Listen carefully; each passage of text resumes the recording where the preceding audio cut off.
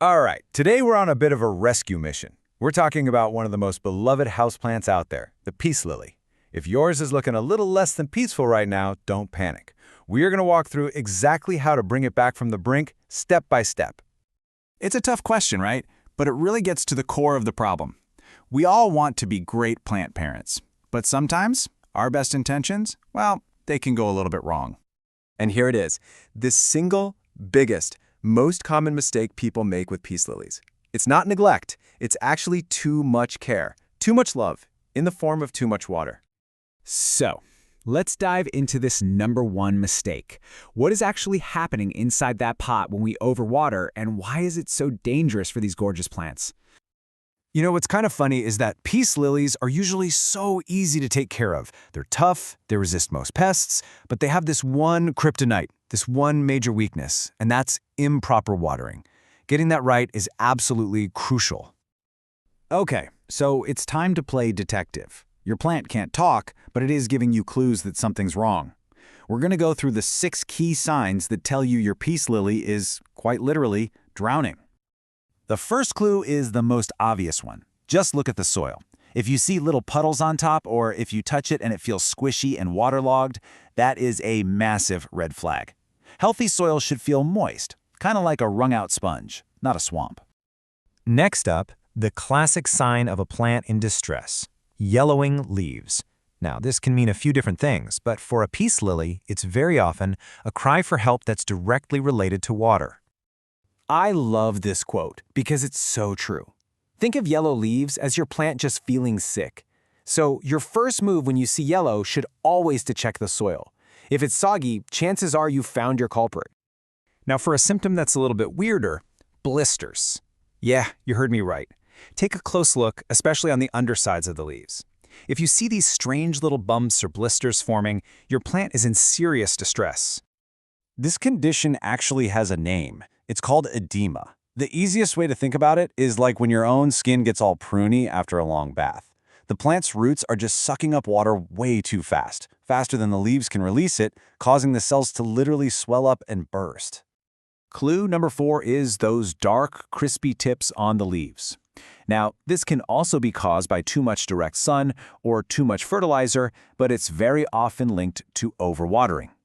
The bad news here is that this damage is permanent. That tissue is necrotic, meaning it's dead. The only thing you can do is grab some clean scissors and carefully snip off the damaged parts. And this one. If you've noticed tiny little flies buzzing around your plant, those are probably fungus gnats. They are drawn to the fungus that absolutely thrives in constantly damp soil. You might also notice the soil itself has a weird greenish, gray, or even white tint to it. Both are signs that the soil is just way too wet. And that leads us to our final and most serious clue. This is the one we really want to avoid. If you suspect root rot, you have to act, and you have to act fast. So how do you know if you're dealing with root rot? Well, you'll probably see those yellow droopy leaves we talked about, but the dead giveaway is a foul, musty smell coming from the soil. That is the scent of fungus or bacteria literally destroying the roots. And at this point, the only way to save the plant is with an emergency repotting. Okay, deep breath. We've diagnosed the problem. Now let's get to the solution. We're going to start with the single most important technique to prevent this from ever happening in the first place. This is the soak and dry method, and trust me, it's a game changer. Forget about watering on a strict schedule. Instead, let your plant tell you when it's thirsty. Just stick your finger about 2 inches into the soil. If it feels dry, it's time to water. Then water it slowly until you see water coming out the drainage holes at the bottom, and then stop. That's it. So simple. But what if you're past the prevention stage? What if you're dealing with a full-blown emergency like root rot or really bad edema? Well, then it's time for surgery. Let's go through how to perform an emergency repot. Think of this as a 4-step life-saving procedure. First, you're going to gently ease the plant out of its pot and clean off all that old, wet soil from the roots. Next, get a clean pot with excellent drainage. Then, prepare a fresh, loose soil mix. And finally, replant your peace lily, making sure it's sitting at the same depth it was before. Now, this part is absolutely critical. You cannot reuse the old soil. It's compacted, and it's likely contaminated with whatever caused the rot in the first place. The new mix is key. Fresh potting soil, plus a secret ingredient like perlite or coarse sand. This creates little air packets, keeps the soil loose, and allows water to drain freely so the roots can breathe. You did it! The rescue was a success. Now, let's talk about long-term care to make sure your peace lily doesn't just survive, but absolutely thrives for years to come. Okay, get ready for a mind-blowing fact that will completely change how you think about watering. Over 97% of the water a plant absorbs isn't even used for growth. It's for a process called transpiration, which is basically the plant sweating to create its own little humid microclimate around itself. And knowing that little fact leads us to a fantastic long-term care tip.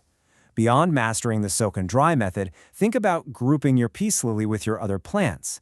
When they're all together, they create this shared cloud of humidity from all their transpiration. This actually reduces how much water each individual plant needs to pull from the soil, creating a perfect, natural buffer against overwatering. So there you have it. You've learned how to spot the clues, perform emergency surgery, and provide amazing long-term care. You're officially equipped to save your peace lily. The only question left is, what are you going to grow next?